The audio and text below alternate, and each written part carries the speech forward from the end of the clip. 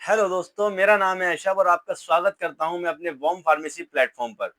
सभी लोगों के मन में जो डी फार्म कर रहे हैं या बी फार्म कर रहे हैं, उनके मन में ये सवाल जरूर आता होगा कि एम फार्म क्या है।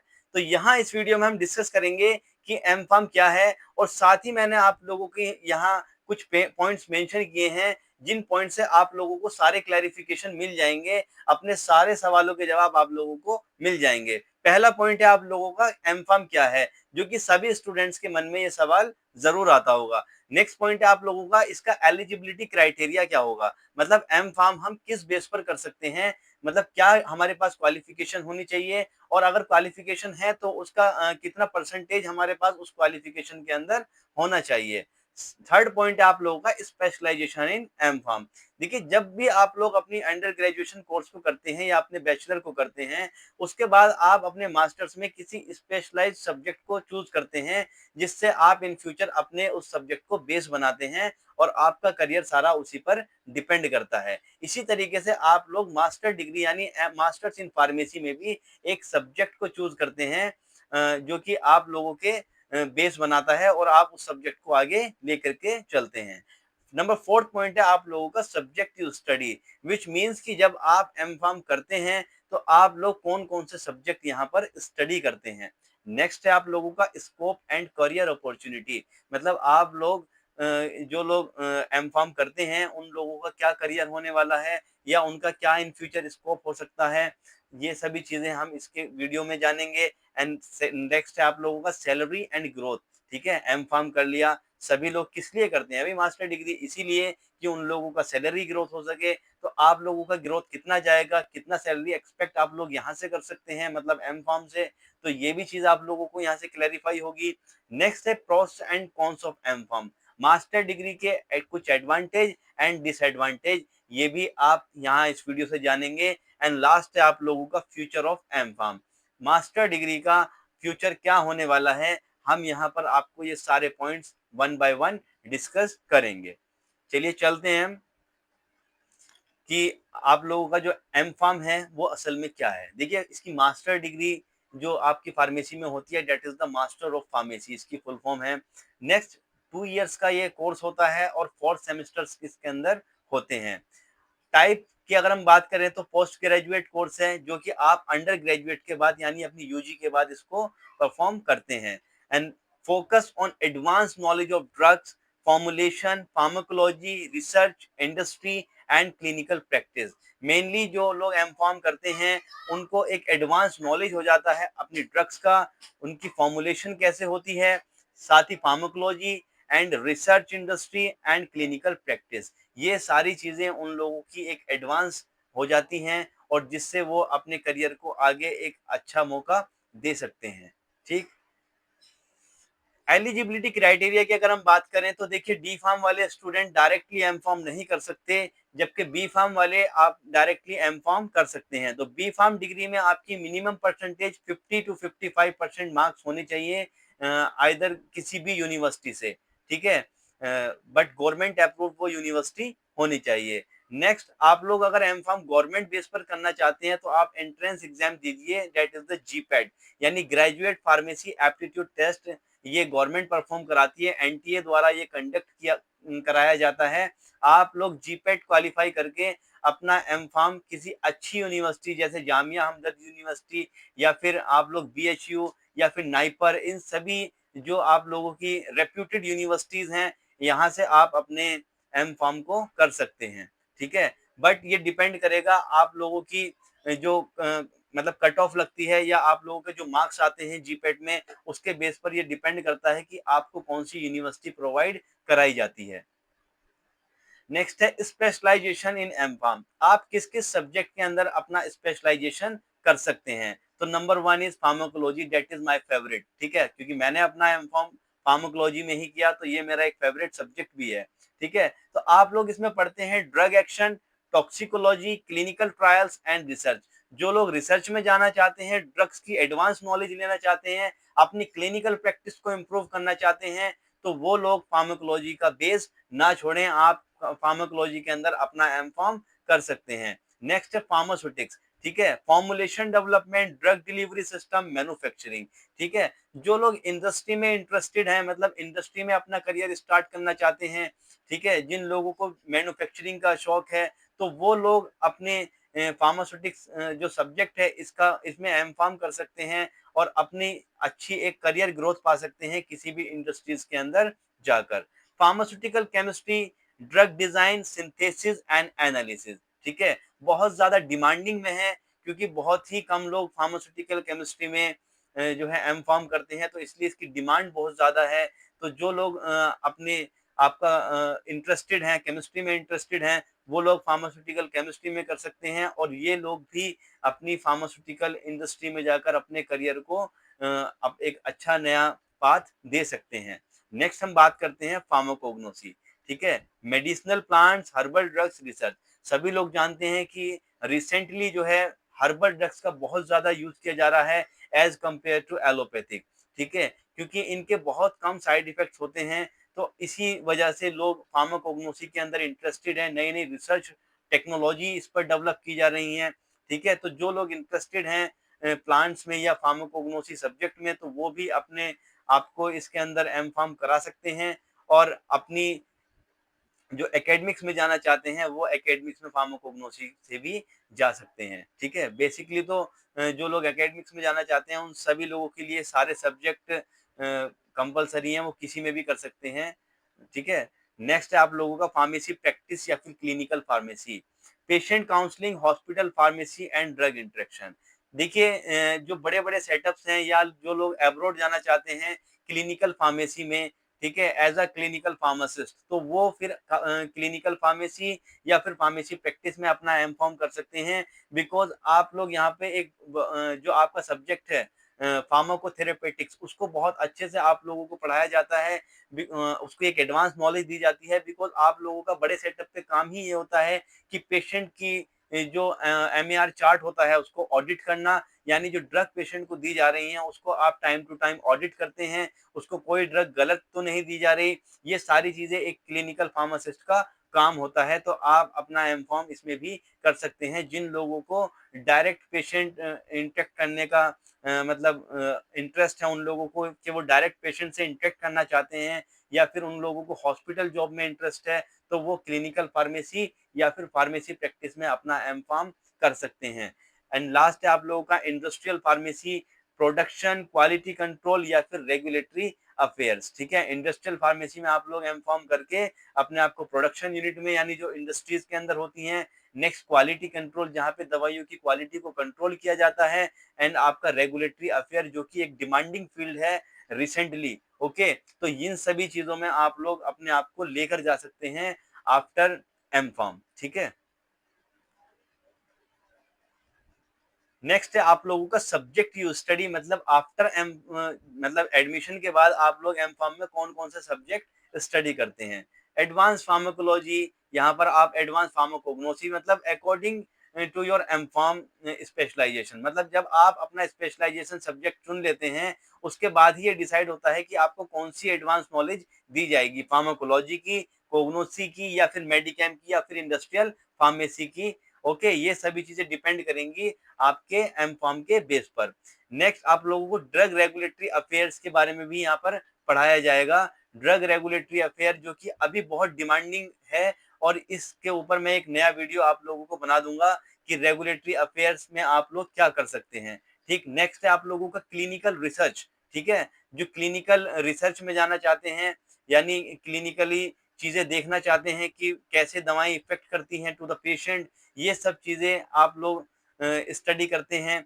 बायोस्टैटिस्टिक्स एंड रिसर्च मेथोडोलॉजी, ठीक है। बायोस्टैटिक्स यहाँ पर पढ़ाया जाता है आपको। मॉडर्न एनालिटिकल टेक्निक, मतलब आप लोगों ने जो बी फार्म के अंदर अपना स्पेक्ट्रोस्कोपी यानी एक सब्जेक्ट पढ़ा था ना आप लोगों ने लास्ट सेमेस्टर में, उसमें आपकी क्रोमेटोग्राफी, एनएमआर, ये सभी आपकी टेक्निक्स पढ़ाई जाती थी, तो वहां पर इसको एक एडवांस लेवल पर पढ़ाया जाता है। एंड लास्ट है आपका जो आपके लास्ट सेमेस्टर में होता है थीसिस डिसर्टेशन, यानी आप लोगों को एक टॉपिक दिया जाता है जिसके ऊपर आपको एक रिसर्च परफॉर्म करनी होती है और उसके ऊपर एक थीसिस प्रिपेयर करनी होती है, एंड लास्ट वो आपकी सबमिट होती है और उसके बेस पर ही आपका एम फॉर्म कंप्लीट होता है। स्कोप्स एंड करियर अपॉर्चुनिटी, आप लोगों को कहाँ कहाँ अपने अपने स्कोप देख सकते हैं, क्या आप लोगों के पास career opportunities after M pharm हो सकती हैं। तो सबसे पहले मैं आपको बताता हूँ इंडस्ट्री जॉब्स, फार्मा कंपनीज जैसे कि R&D यूनिट है, प्रोडक्शन है, quality assurance and quality control है, ये सारी आपको कंपनीज के अंदर यूनिट मिल जाएंगी। और जो लोग R&D में जाना चाहते हैं उन लोगों के लिए तो एम फार्म मस्ट है, बिकॉज बैचलर पे आप लोग R&D में इजीली नहीं जा सकते।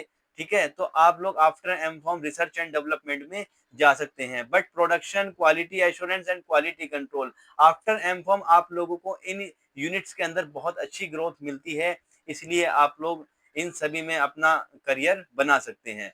नेक्स्ट हम बात करते हैं रेगुलेटरी अफेयर्स की। ठीक है, तो ड्रग अप्रूवल या फिर डॉक्यूमेंटेशन, जब किसी ड्रग का अप्रूवल होता है उसको डॉक्यूमेंटेशन फॉर्म में लाया जाता है, तो यह सब चीजें आपकी किसके अंडर में आती हैं, रेगुलेटरी अफेयर्स के अंडर में आती हैं, और ये भी आप लोग आफ्टर एम फॉर्म इस फील्ड को ज्वाइन कर सकते हैं। एंड आपका नेक्स्ट है फार्माको विजिलेंस। ठीक है, मोस्ट इंपॉर्टेंट और मोस्ट आप लोगों का जो चलने वाला आज की डेट में फील्ड है, that is the pharmacovigilance, जहाँ पे आप लोग ड्रग एडवर्स इफेक्ट की स्टडी करते हैं इस फील्ड के अंदर। ठीक है, तो ड्रग सेफ्टी मॉनिटरिंग इसके अंदर होती है, मतलब जो दवाएं मार्केट में रेगुलर बेसिस पर चल रही हैं उनके एडवर्स इफेक्ट को फाइंड आउट करना, ये फार्माको विजिलेंस फील्ड का काम है। तो ये भी आप एम फार्म करने के बाद इस फील्ड को चूज कर सकते हैं। नेक्स्ट है आप लोगों का क्लिनिकल एंड हॉस्पिटल सेक्टर, जिन लोगों को पेशेंट के साथ इंटरेक्ट करने का शौक है, जो पेशेंट से डायरेक्टली इंटरेक्ट करना चाहते हैं, तो वो क्लिनिकल और हॉस्पिटल सेक्टर को चूज कर सकते हैं। For example clinical pharmacist in hospital, ठीक है, मेदांता, अपोलो, मैक्स, ठीक है, ऐसे हॉस्पिटल जहां पर क्लिनिकल फार्मेसी की पोस्ट अवेलेबल हैं, और ये बहुत बड़े सेटअप्स हैं। इन सेटअप्स में आप लोग वर्किंग करने के बाद अपने आप को एब्रोड तक लेकर जा सकते हैं। ठीक है, नेक्स्ट है आप लोग का research associate in clinical trials, आप लोग क्लिनिकल ट्रायल्स में अपने आप को एज अ रिसर्च एसोसिएट काम करा सकते हैं after M pharm. Drug safety and therapeutic monitoring expert, ठीक है, वही आपका फार्माको विजिलेंस का एक पार्ट है कि आप लोग ड्रग सेफ्टी के ऊपर भी काम कर सकते हैं। एकेडमिक्स एंड रिसर्च, ठीक है, जो कि एम फार्म के बाद आप लोगों को ये बहुत इजीली मिल जाती है जॉब। ठीक है, but you having some skills, आपके पास कुछ ऐसी स्किल्स होनी चाहिए कि स्टूडेंट्स आप लोगों से वाकई इंटरेक्ट करें, आप लोगों की स्टडी वाकई उसके लिए एक इम्पैक्टफुल हो। ठीक है, lecturer and assistant professor in pharmacy college, आप किसी फार्मेसी कॉलेज में असिस्टेंट प्रोफेसर लग सकते हैं। Research scientist in government and private labs, ठीक है, फॉर एग्जाम्पल ICMR या फिर CSIR एक्सेट्रा। ठीक है, आप लोग रिसर्च साइंटिस्ट की तरह काम कर सकते हैं, जैसे कि कुछ प्रोजेक्ट निकलते हैं ICMR से या फिर CSIR से, बट इसके लिए आप लोगों के पास एम फार्म होना जरूरी है, और वो एम फार्म भी आपका एक गवर्नमेंट यूनिवर्सिटी से हो, मींस कि आप लोगों ने जीपैट क्वालिफाई किया हो, और जीपैट क्वालिफाई करने के बाद आप लोग किसी अच्छी यूनिवर्सिटी से अपना एम फार्म करें, तभी आप लोगों को ऐसे प्रोजेक्ट में एज अ रिसर्च साइंटिस्ट काम करने का मौका मिल सकता है। नेक्स्ट हम बात करते हैं एब्रोड अपॉर्चुनिटीज। ठीक है, कि आप लोग बाहर विदेश भी जा सकते हैं, अपने आप को इंटरनेशनली डेवलप कर सकते हैं। ठीक है, मतलब एज अ फार्मासिस्ट आप लोग इंटरनेशनल वर्क करेंगे, तो ये आप लोगों के लिए बहुत ही एक अच्छा मौका है आफ्टर एम फॉर्म। तो high demands in countries for example USA, Canada, UK, Gulf for clinical pharmacy and research role. ठीक है, आप लोग अगर बाहर जाना चाहते हैं तो ये कुछ कंट्रीज हैं जहां पर जाकर आप अपनी क्लिनिकल फार्मेसी को अच्छे से इम्प्रूव कर सकते हैं, और अपनी इस प्रोफेशन को आगे बढ़ा सकते हैं। फर्दर ऑप्शन है आप लोगों के पास PhD इन फार्मेसी, अगर आप फार्मेसी में PhD करना चाहते हैं तो वो भी आप एम फार्म के बाद कर सकते हैं। सैलरी एंड ग्रोथ की अगर हम बात करें तो फ्रेशर्स के लिए जो सैलरी होगी वो होगी 3 to 5 lakh per annum, India की अगर हम बात करें। With experience 6 to 12 lakhs per annum, R&D, clinical या फिर रेगुलेटरी अफेयर्स एंड कोविजिलेंस ऑल्सो। ठीक है, आफ्टर एक्सपीरियंस, ठीक है, मतलब जब आप लोग एक्सपीरियंस गेन कर लेते हैं तो आप लोग 6 से 12 lakh per month, sorry per annum अपना कमा सकते हैं इंडिया में ही। बट उसके लिए आप लोगों के पास R&D, क्लिनिकल या फिर रेगुलेटरी अफेयर्स, जो कि हाई डिमांडिंग फील्ड्स हैं। ठीक है, तो ये इन सभी में आप लोगों के पास एक्सपीरियंस होना चाहिए, और आप लोगों की जॉब अगर इन फील्ड्स में होती है तो आप लोग बहुत अच्छा अर्निंग इनकम कर सकते हैं। ठीक है, अब्रॉड में सिग्निफिकेंटली हायर पैकेज, ठीक है, इससे बहुत अच्छा पैकेज आप लोगों को मिल जाएगा abroad. Long term growth, regulatory affairs, clinical research या फिर फार्मा मार्केटिंग, ठीक है, लॉन्ग टर्म ग्रोथ में आप लोग अपने आप को लेकर आ सकते हैं, ठीक है, किस फील्ड्स के बेस पर कि आप रेगुलेटरी अफेयर्स में काम कर रहे हो, क्लिनिकल रिसर्च में हो या फिर फार्मा मार्केटिंग में हो। देखिए मार्केटिंग में आप लोग बैचलर के बाद भी जा सकते हैं, लेकिन मैं आपको बता दूं कि आफ्टर एम फॉर्म आप एक बहुत अच्छा चीजें गेन कर लेते हैं, अच्छी एडवांस नॉलेज आप लोगों को मिल जाती है, तो आप एलिजिबल हो जाते हैं। किस लिए कि आज जो लोग मार्केटिंग में काम कर रहे हैं आप लोग उनको एक एडवांस नॉलेज दे सकें रिलेटेड टू ड्रग्स, ठीक है, इस बेस पर आप लोगों को एक बहुत अच्छा पैकेज मार्केटिंग में मिल सकता है और बहुत इजीली आप लोगों से डॉक्टर इंटरेक्ट कर सकता है because you also have an advance knowledge related to the drugs. Okay, next हम बात करते हैं pros and cons of M pharm. M pharm के क्या एडवांटेज हैं और क्या डिसएडवांटेज हैं। सबसे पहले हम बात करते हैं इसके एडवांटेज की। एडवांस करियर अपॉर्चुनिटी, बिल्कुल आप लोगों को बहुत सारी अपॉर्चुनिटी मिलती हैं after M pharm. High demand in research and clinical sector, जो लोग रिसर्च में या क्लिनिकल सेक्टर्स में काम करना चाहते हैं वो लोग बहुत हाई डिमांडिंग हो सकते हैं। नेक्स्ट हम बात करते हैं scope in both India and abroad. बिल्कुल आफ्टर एम फार्म आप लोग इंडिया में भी वर्क कर सकते हैं और अब्रॉड में भी वर्क कर सकते हैं। स्ट्रॉन्ग एकेडमिक प्रोफाइल, अगर आप लोग किसी लेक्चरर या प्रोफेसर की जॉब पर जाना चाहते हैं तो आप लोगों के पास एक स्ट्रॉन्ग एकेडमिक प्रोफाइल होना चाहिए, जिसके लिए एम फार्म मस्ट है। कॉन्स यानी नेगेटिव या फिर इसके डिसएडवांटेज की हम बात करते हैं। Required dedication and research mindset, आप लोग जब एम फार्म करते हैं तो आप लोगों के पास एक रिसर्च माइंडसेट होना चाहिए जिसके बिहाफ पर आप लोग अपना एम फार्म कर पाते हैं, ठीक है, तो आप लोग ऐसे ही एम फार्म नहीं कर सकते। आप लोगों को थीसिस डिसर्टेशन जो आप कंप्लीट करेंगे उसके लिए एक बहुत स्ट्रॉन्ग माइंडसेट की जरूरत है, तो इसलिए ये इसका एक डिसएडवांटेज में आता है क्योंकि आप इसको यूं ही नहीं कर सकते। Competitive jobs market in India, India में बहुत ज्यादा कंपटीशन है, इसलिए आपको अपने लायक जॉब सर्च करने के लिए बहुत ज्यादा मेहनत की जरूरत पड़ती है, ठीक है। Initial salaries moderate compare to MBBS MD, ठीक है, जो इनिशियल सैलरी होती है वो एक एमबीबीएस से या फिर एमडी से थोड़ा कम होती है, बट आफ्टर एक्सपीरियंस वो बहुत अच्छी हो जाती है, ठीक है। लेकिन मैं आपको यहाँ जो सेकंड पॉइंट मैंने आप लोगों को बताया कि competitive job market in India, अगर आप लोग इस बिहाफ पर कि आप लोगों को कंपटीशन करना पड़ेगा, इस बिहाफ पर आप लोग एम फार्म छोड़ते हैं। देखिए मैं एम फार्म की बात नहीं कर रहा, बट मैं आप लोगों को ये बता दूं कि आप लोगों ने अगर अपनी लाइफ में कंपटीशन नहीं रखा तो आप लोग इन फ्यूचर कभी ग्रो नहीं कर पाएंगे, ठीक। तो competition is must if you want to grow in your life, ठीक है। तो कंपटीशन को अपना बेस बनाइए, कंपटीशन के आधार पर आप लोग चलने की कोशिश कीजिए। आप चाहे किसी जॉब में हो या फिर आप किसी प्रैक्टिस में हो, आप बहुत अच्छी अर्निंग पोटेंशियल तक जा सकते हैं अगर आप किसी से कंपटीशन करते हैं, ठीक है। फ्यूचर ऑफ एम फार्म, अगर हम एम फार्म के फ्यूचर की बात करें तो पर्सनलाइज्ड मेडिसिन एंड फार्माकोजिनोमिक्स का एरा आ रहा है, ठीक है। यानी आप लोग पर्सनलाइज मेडिसिन का मतलब समझते हैं कि जो लोग पर्सनली मेडिसिन लेते हैं या पर्सनली देते हैं। फार्माकोजिनोमिक्स मतलब जीन, जीन के अकॉर्डिंग मेडिसिन डेवलप की जा रही है कि किस पेशेंट को कौन सी मेडिकेशन देना है, इसका जीन का जो ट्रांसफॉर्मेशन है वो इस तरीके से हुआ है तो हम इसके लिए इस तरीके की मेडिकेशन डेवलप कर दें। तो ऐसा ईरा आ रहा है, ऐसा एक युग आ रहा है जिसके बिहाफ पर आप अपना जो एम फार्म है उसकी नॉलेज के आधार पर आप ऐसे युग के अंदर बहुत अच्छे से सर्वाइव कर पाएंगे।